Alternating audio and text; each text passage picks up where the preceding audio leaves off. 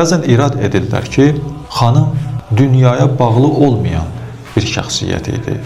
Niyə bir bağ üçün bu qədər çalışırdı ki, onu geri alsın? Fədək Hz. Peyğəmbərimiz tərəfindən xanım Zəhra sallallahu əleyhaya verilən bir xurma bağı idi. Amma zorla əlindən alındı və qəsb olundu. Burada iki məsələ var. Birinci məsələ bundan ibarətdir ki, olsun bir bağ və ya bir ağac hər kəsin, yəni dəyərindən asılı olmayaraq, hər kəsin haqqı əlindən alınırsa, o məzlumdur.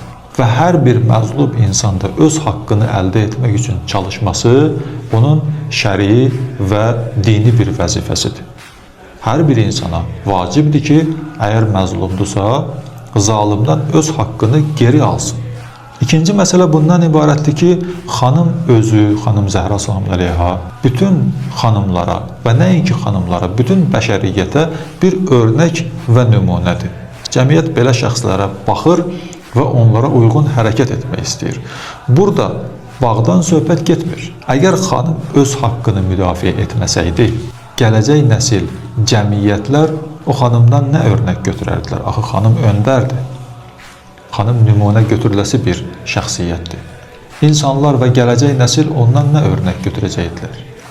Bu örnəyi götürəcəkdilər ki, bəli, xanım əgər öndərdirsə, xanım nümunəvi bir şəxsiyyətdirsə, deməli, onun haqqı əlindən alınanda susubsa, biz də susmalıyıq. Və bizim də haqqımız əlimizdən alınanda ki, necə ki alınır, qəsb olunur, bizə deyərdilər ki, düşmənlər birinci sözləri bizə bu olacaq idi ki, sizin öndərləriniz, sizin dəyərli şəxsiyyətləriniz, dəyərli bildiyiniz, məsum bildiyiniz şəxsiyyətləriniz, onlar haqları əlindən alınanda susublar, evlərində oturublar, haqlarını tələb etməyiblər. Siz də əgər onları öndər seçmişsinizsə, gərək haqlarınız əlinizdən alınanda haqqı geri almağa çalışmayasınız. Xanım ümumiyyətlə insanlara demək istəyirdi, gələcək nəsillərə göstərmək istəyirdi ki, hər hansı bir haqqınız əlinizdən alınırsa, bu haqqı əldə etmək üçün siz ayağa qalxın, çalışın və haqqınızı geri alın.